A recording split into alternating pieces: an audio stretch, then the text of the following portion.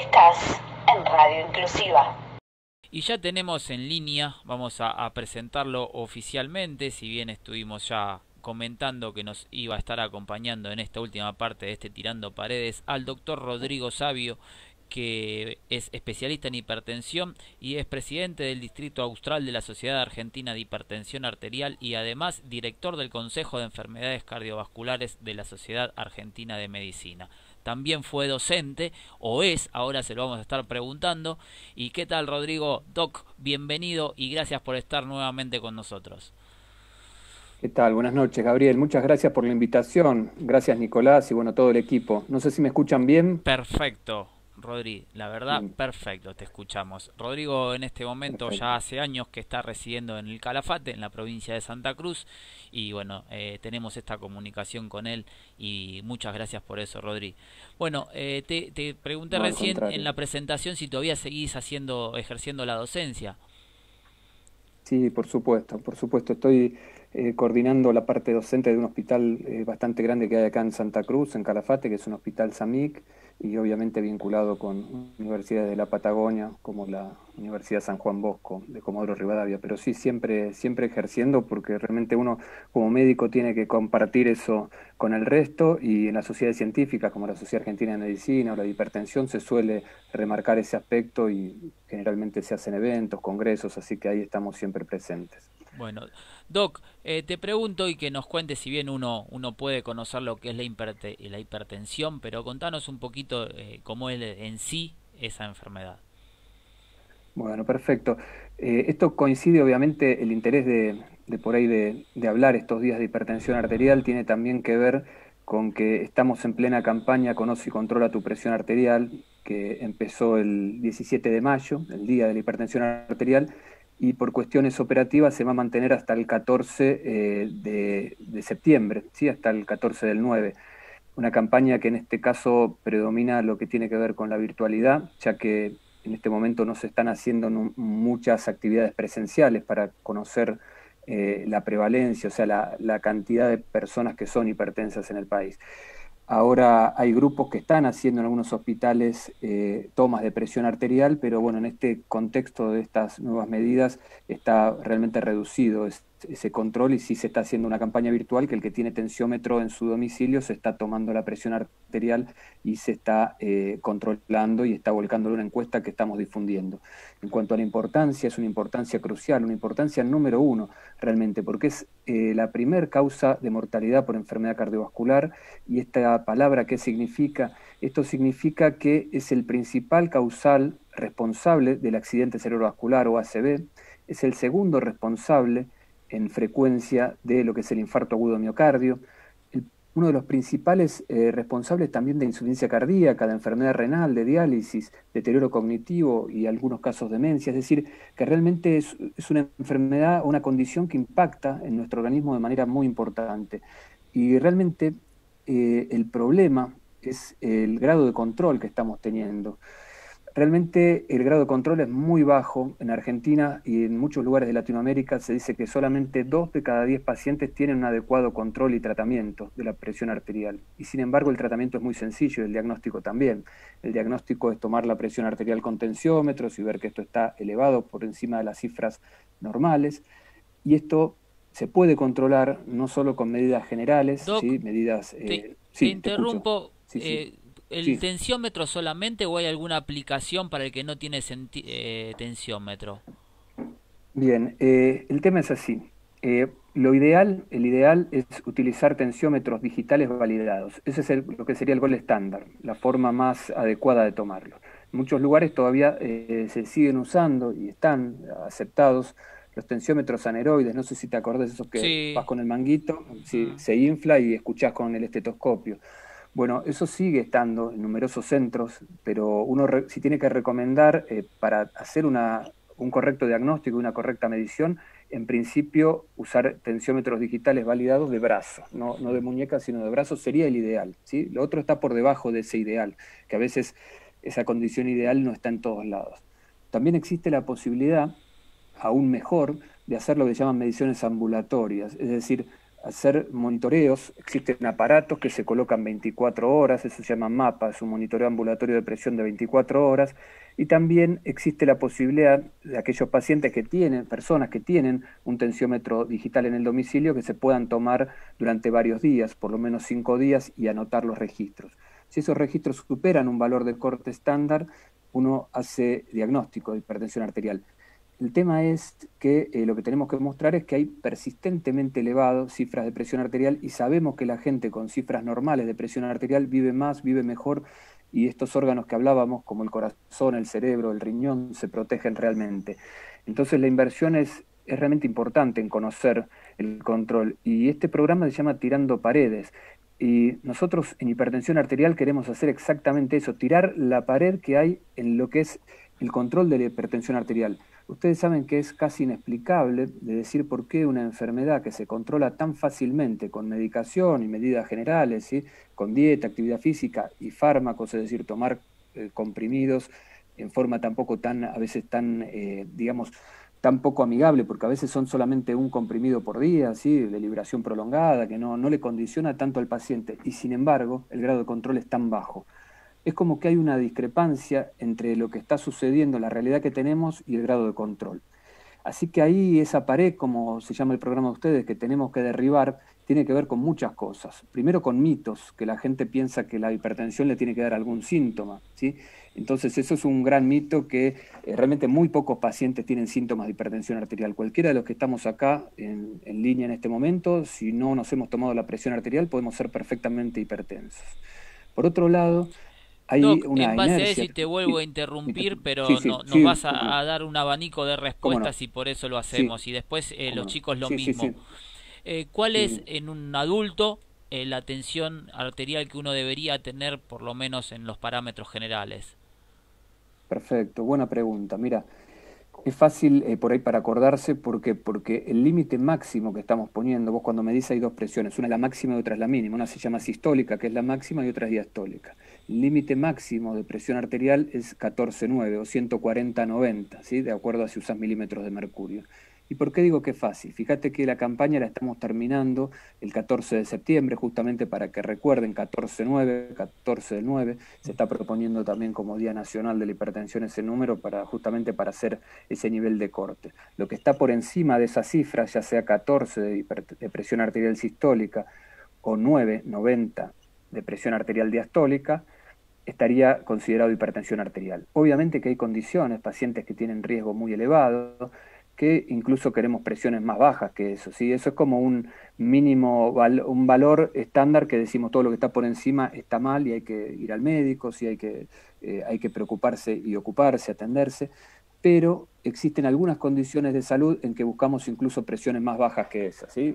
Objetivos más bajos. ¿Por qué queremos hacer una prevención mucho mayor, ¿no? Personas que ya tienen enfermedad cardiovascular establecida, diabéticos que están complicados, ¿sí?, que han tenido complicaciones de daño de órgano blanco. Bueno, en esos casos usamos otros cortes, pero el corte general que tiene que saber la gente es 14,9, y en la campaña se busca difundir eso, que la gente conozca su número y sepa también cuál es el número que no sería bueno tener.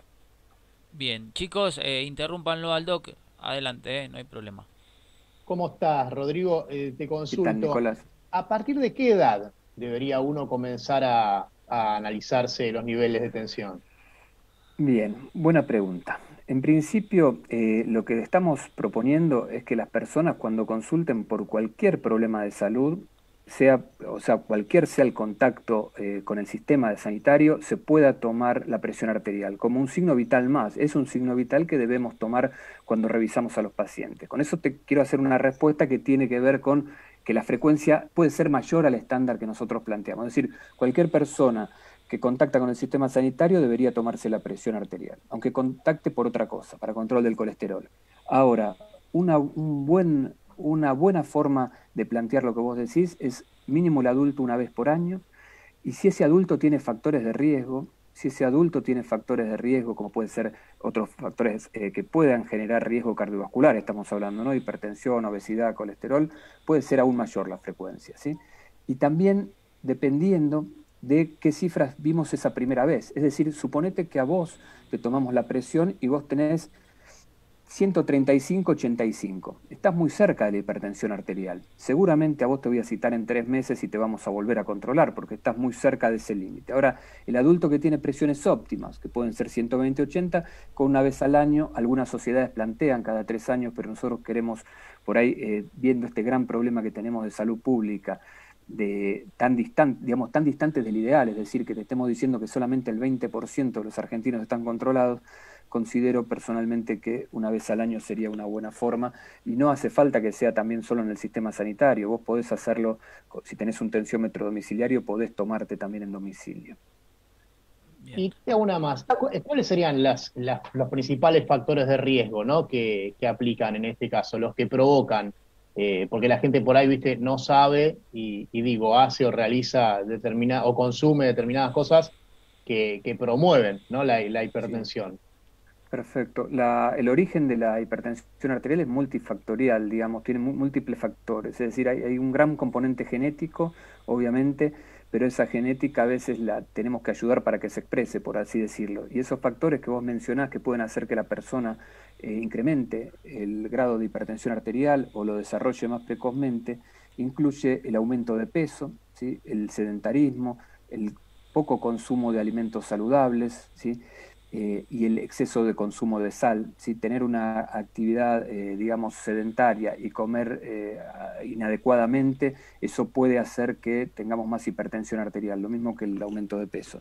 Y acordate que con la hipertensión arterial muchos pacientes son sensibles a la sal, ya sea para el tratamiento o para mejorar sus valores. Entonces, comer adecuadamente, digamos, un nivel bajo de sal, ¿sí? Que en Argentina consumimos aparentemente el doble, por los trabajos que hay, el doble de lo que es deseable de consumo de sal, y muchas veces no es la sal solamente la que le tiramos a la comida, sino es la sal invisible, que está en muchos productos, como los envasados, los embutidos, los quesos, los fiambres, los productos de snack. Cuanto más ultraprocesado es el producto, más suele tener sal, por ejemplo, los panificados también. Entonces, pensar que una alimentación adecuada, ¿no? Frutas, verduras, carnes más bien magras, utilizar productos del tipo de los frutos secos, nueces, almendras, usar aceite de oliva, pescado, todo eso ayuda. Una alimentación natural hace que estemos menos predispuestos y obviamente hacer actividad física regular también. Rusa. Buenas noches. Buenas tardes, doctor. ¿Qué tal? ¿Cómo estás, Mariela? ¿Qué tal? Perdón, Nico, nos pisamos. ¿Qué tal? Un gusto. Yo quería saber, cortita, 2 preguntitas. Estas bajas temperaturas, ¿cómo influyen en personas que son hipertensas? Y la segunda, ¿es más peligrosa la presión alta que tener baja presión? Muchas gracias. Bueno, muchas gracias a vos por la pregunta. Sí, obviamente hay una descripción con las bajas temperaturas y la hipertensión. Se ve que la presión arterial puede verse afectada en lugares más fríos, ¿sí? Puede haber como vasoconstricción, por así decirlo, y desencadenar mayores efectos sobre el organismo. De todas maneras, es muy sutil esa diferencia, es decir, esa diferencia no es tan marcada. Nosotros lo que proponemos es mantener el tratamiento con hipertensión arterial, obviamente en lugares fríos o en lugares cálidos, mantenerlos. La gran diferencia que hacemos es cuando hay lugares que hace mucho calor, es que tengan un buen nivel de hidratación y tengan cuidado si están tratados con diuréticos, justamente hidratarse bien, pero no modificamos el tratamiento, la terapéutica por estar en un lugar frío o caluroso, ¿sí? Sacando esas salvedades. Y en cuanto a lo que preguntás, la segunda pregunta era, perdóname, si la presión alta sí es más grave. Bueno, claro, sí es más peligroso, sí, exacto. Sí. Bueno, la presión arterial elevada es como te decía, es la responsable número 1 de los problemas que estamos teniendo a nivel cardiovascular. Así que yo le daría importancia a eso como enfermedad. Lo que es hipotensión arterial aislada, hay personas como vos, mujeres jóvenes, delgadas, que suelen tener presiones arteriales más bien bajas. Eso a veces es una forma constitucional, es normal que suceda y mientras que no de síntomas no hay problema. Lo grave es cuando esa presión muy baja viene acompañada de enfermedades graves. Por ejemplo, un paciente que está con una neumonía grave, con un shock y está hipotenso, eso es grave. Pero son condiciones como que es un epifenómeno, la presión arterial baja por otra enfermedad, no sería por ser hipotenso per se. Es decir, si yo tuviera que elegir, correspondiendo a tu pregunta, una enfermedad o tener la presión baja o alta, no dudo que quiero tener la presión baja. Si quiero vivir muchos años y no enfermarme, sí, no dudo. Bien, Nico. No sé no sé si se explicó eso, era muy técnico, pero... Sí, no, pero es perfecto, es cierto, es condicional, es perfecto. Sí. Buenas noches, doctor. Mi pregunta iba con respecto, bueno, estamos viviendo un año de pandemia, todos sabemos que estamos pasando esta enfermedad como es el coronavirus, y quería consultarte si la gente que tiene hipertensión tiene un riesgo mayor al contraer el COVID-19. Sí, excelente pregunta, porque es lo que se deben estar preguntando muchos de los que están escuchando en este momento. En principio, la verdad es que sí, que los hipertensos tienen más riesgo. Sobre todo aquellos hipertensos que ya han desarrollado enfermedad cardiovascular, es decir, que ya han tenido algún problema en el corazón, ¿sí? Esos pacientes tienen más predisposición. Pero me gustaría aprovechar esta pregunta para comentarte también que hay muchos estudios que mostraron que aquellos pacientes hipertensos que estaban bien tratados y controlados tenían mejor evolución, es decir, que tenían menos riesgo, ¿sí? ¿Por qué me parece importante? Porque en contexto de la pandemia, muchos pacientes lamentablemente han abandonado los medicamentos. Ya los habían abandonado muchos de ellos antes, ya era, o sea, sabés que cuando vos le das un medicamento para la hipertensión arterial a un paciente, la mitad de ellos abandona el tratamiento en el transcurso del año. Es así, eso está estudiado. O lo deja de tomar o lo suspende porque no tiene controles. Suele pasar normalmente. ¿Cuánto más sucede eso en la pandemia? Que a veces no consiguen la receta, no pueden ver al médico o priorizan otras cosas, otros gastos y como es asintomático lo dejan pasar y no se trata. Entonces, lo que creo que es conveniente usar este mensaje para decir que aquellos pacientes que están bien tratados, realmente los trabajos de investigación mostraron que iban mejor. Al principio de la pandemia, sobre todo en el mes de marzo, y en abril ya se sacó esa duda, estamos hablando del año 2020, ¿no? Se había creído que los pacientes que recibían algún tipo de remedios para la hipertensión, sobre todo dos grupos farmacológicos, que no los voy a mencionar ahora para no mezclar, podrían tener peores consecuencias. Y muchos de ellos incluso abandonaron el tratamiento. Médicos hacían que sus pacientes abandonen el tratamiento con esos. Después, poquito tiempo después, se demostró que esto no solo no era así, sino que el mensaje que tenemos que dar es que tomen en tiempo y forma la medicación, que les va realmente mejor a esos pacientes, que están bien tratados y adecuadamente tratados. Bien, Doc, yo tengo dos cortitas, después si tienen alguna Sí, más. No sí, quedó claro, o al menos a mí, si hay alguna sí. aplicación dentro de la telefonía celular simple como para más o menos poder tener el que no tiene un tensiómetro a mano o cercano, si existe alguna aplicación para controlarse Sí. la hipertensión. Sí, es cierto, existir existen, lo que no tienen el grado de validación para poder hacer diagnóstico, ¿sí? Es decir, que yo creo que si esto lo grabás, lo esperás y me haces una entrevista en 1 año y medio o 2 años más, tal vez hablemos y digamos otra cosa, ¿sí? Porque la medicina hace eso, avanza y estos métodos van a ser seguramente validados en algún momento. Pero hoy te quiero decir que si seriamente querés hacer una toma de presión arterial, deberías usar un equipo que es tensiómetro digital validado y que están en las páginas de sociedades científicas, por ejemplo en la página de la Sociedad Argentina de Hipertensión, vos te bajás equipos validados y te van a figurar ahí cuáles son. O sea, las aplicaciones aún no son recomendables masivamente, esa es la pregunta. Existir existen, pero si yo voy a poder tomar una conducta con esa aplicación y voy a poder medicar o generar un diagnóstico a un paciente que sea para toda la vida, porque realmente es una hipertensión crónica, ponerle al paciente un norte y decirle estas van a ser tus presiones, este es tu diagnóstico por el resto de tu vida, ¿verdad? Porque es una condición crónica. Creo que esas aplicaciones aún todavía no han dado digamos, los requerimientos técnicos necesarios, pero de vuelta te digo que en medicina cambia frecuentemente y tal vez lo que estemos hablando hoy en 1 año esté validado, ¿sí? Porque hay trabajos de investigación en curso, de eso que preguntás, están Bien, haciéndose trabajos de investigación. Que perfecto. la medicina cambia lo saben ustedes mejor que nadie. Vieron lo que fue con la pandemia, la evolución de la información, por así decirlo, ese envejecimiento de la bibliografía de una semana a otra, Sí, ¿sí? sí. Estar diciendo barbijo no y a la semana decimos barbijo sí porque sirve y después al mes tal droga y a los 3 meses la droga no. Entonces, eso es lo que pasa en medicina habitualmente, pero con otros tiempos. Ustedes lo pudieron ver con COVID-19 todos juntos, Sí, ¿sí? es verdad. Nico, ¿querías hacer otra consulta? Sí, mira, quería consultarte, vos hablabas recién de la medicación, ¿no? Y últimamente hemos oído hablar de distintas terapias alternativas, ¿no? Y yo quería consultarte qué nos puedes decir, ¿no? De la respiración guiada, de la biorretroalimentación, no sé si lo dije bien, de la meditación trascendental. Digo, ¿estas terapias pueden ser sustitutivas o complementarias de la medicación que se utiliza actualmente?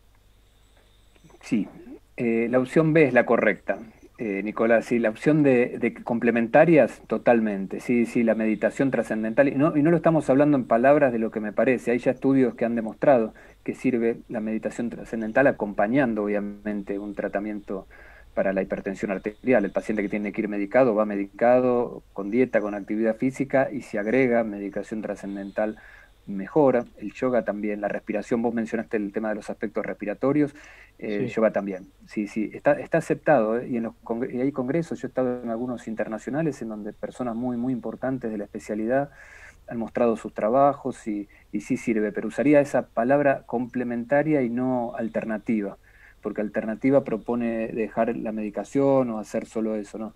Y muy buena respuesta ha habido. Obviamente que hay todo un componente psicológico y un componente de estrés, de liberación de adrenalina, catecolaminas, también que puede empeorar el grado de control de la hipertensión y estas terapias lo modulan y lo mejoran. Sin duda que sí, que si tuviera un paciente se lo recomiendo. Doc, la última y te dejamos que sigas Sí, con tus no, no, por favor. quehaceres. ¿Hay algún estudio que el COVID agrave el tema de hipertensión o el paciente que no tenía hipertensión ahora la tenga? Bueno, sí, está bien lo que preguntas.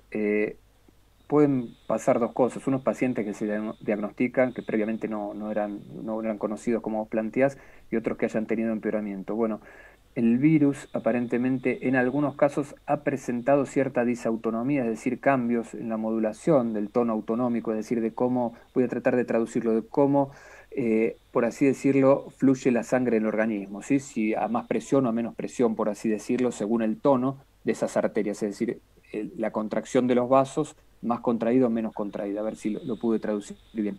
Y puede en menor medida haber sucedido en algunos casos, sí, pero son reportes menores, aislados, ¿sí? No es la generalidad.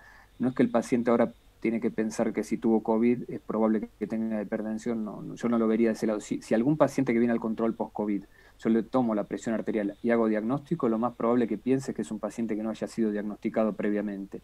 En ese caso no pienso que sea por COVID, pero si vos me preguntaste si hay estudios, sí, hay algunos pacientes que se han reportado en la literatura, ¿sí?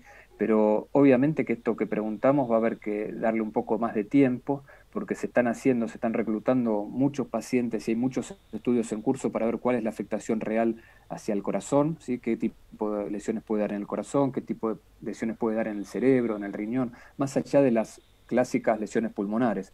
Así que puede ser, como te digo, que en el 2022 estemos hablando y digamos si da tantas complicaciones cardiovasculares. Eso se está estudiando mucho actualmente. Bien, y la última que sí la vamos a relacionar directamente con el COVID, ¿cómo ves estos meses que nos quedan, el invierno y si para el comienzo de la primavera, como fue en el 2020 y el verano posterior, estaremos en mejores condiciones de vida y con el final que se avisore? Sí, en cuanto al final que se avisore, uno espera, mira lo que sucede en Europa, es verdad, después de una segunda ola puede haber una tercera ola, que es lo que uno espera, obviamente, pero sí pienso que el peor momento es el que estamos cursando, ¿no? La segunda ola, que es esta segunda ola con pico y que estamos entrando en la época fría, entonces esto es como lo más, me parece lo más trascendental que tenemos que pasar. Después, obviamente que tenemos que volver a la vida con una normalidad diferente, ¿sí? Porque nos vamos a tener que seguir cuidando. Eso, si vos estás hablando de la luz al final del túnel, yo creo que igual no va a ser tan drástica la luz esa en diciembre, o vos me hablabas del octubre, noviembre, diciembre. No, para mí vamos a tener que mantener algunas medidas, no las más agresivas, no como estamos ahora, ni mucho menos, pero sí por ahí acostumbrarnos a ventilar los ambientes, a utilización de barbijo en lugares públicos, a no estar con la capacidad al 100% de los lugares que no estén bien ventilados. Yo creo que eso lo vamos a tener un tiempo más. Pero sí creo que el peor momento está siendo este, ¿sí? Al igual que ustedes, me parece que están viendo lo que está sucediendo actualmente. Sí, sí, sin duda. Bueno, Doc, te liberamos. Muchísimas gracias Bueno, por estos conceptos simples y claros que nos das cada vez que nos juntamos, aunque sea a la distancia. bueno, muchísimas gracias a ustedes. La verdad les agradezco y esta difusión es muy importante para la gente, para las personas que por ahí tengan hipertensión arterial y les generen una motivación. Así que bueno, muchas gracias por invitarme. Estoy a No, sus y te, órdenes. te hago la última, el, Sí, el tema de sí, ejercicios y dieta para los sí, hipertensos, el sí. tomar qué cantidad de agua. Sí, En cuanto es importante, en cuanto al ejercicio, si el hipertenso está bien controlado, puede hacer ejercicio obviamente como cualquier persona, sí, pero tiene que estar controlado. No solamente el ejercicio aeróbico que dábamos hace años, sino solo aeróbico, y puede haber otro tipo de ejercicio, como puede trabajar lo que es la fuerza muscular, no habría problema. El tema que tenemos que pensar cuando tratamos de una enfermedad que tiene riesgo cardiovascular y queremos corregirlo, ya sea hipertensión, colesterol, diabetes, es la dosis de ejercicio que hacemos. Estamos hablando de algo que va a servir para la salud, es hacer 150 minutos semanales, es decir, 30 minutos por día de lunes a viernes sería, ¿sí? Porque a veces fallamos con las dosis, ¿no? Decimos caminar una vez por semana, 2 veces por semana, media hora, y eso no alcanza. Yo entiendo que siempre es mejor que estar todo el tiempo sentado, va a ser mejor caminar, pero no pensemos que vamos a bajar de peso o vamos a mejorar la diabetes, el colesterol o la hipertensión haciendo algo muy menor. O sea que sería 150 minutos semanales de un ejercicio moderado, es decir, por encima de la caminata. No podemos ir caminando hablando, sino caminando a una velocidad que no podamos mantener el ritmo de una charla, básicamente, ¿sí? Tiene que ser, o sea que el ejercicio es importante. Obviamente siempre que el paciente esté evaluado previamente, que tenga posibilidad de hacer ejercicio, si no van a salir pacientes de 80 años con presión arterial muy alta a hacer lo que estoy diciendo, tienen que ser primero evaluados por el médico. Después, en cuanto al peso, hay que tratar de tener un peso adecuado, obviamente. El peso adecuado lo medimos por índice de masa corporal, pero eso va a tener que ir al médico cada uno y ver su peso adecuado. Y en cuanto a los aspectos nutricionales, que son súper importantes, lo que mencionábamos, bajar el consumo de sal, incorporar más frutas, vegetales, más verduras, ¿sí? Tratar de, ya no es la pirámide nutricional que ustedes recuerdan cuando eran chicos, de que eran abajo estaban todos los cereales, ¿no? Ahora uno tiene que priorizar una dieta combinada, variada, que tenga frutas, verduras, legumbres, que tenga también pescado, aves de corral, por ejemplo, carnes más bien magras, tratar de condimentar la comida y suplementar la sal, ¿sí? Es decir, no usar tanta sal y usar más condimentos. Como les decía, las nueces, las almendras, los granos, las frutas secas son muy útiles, y realmente el hipertenso podría ser asesorado por una nutricionista también para tener, según su preferencia, una dieta acorde. Bien. Bueno, Rodri, muchísimas, pero muchísimas gracias. Un No, abrazo gracias a a la ustedes. distancia y nos encontramos en Igualmente. cualquier momento. Gracias. Un Gracias a placer ustedes. Nos escucharte. vemos. Chau, chau. Igualmente.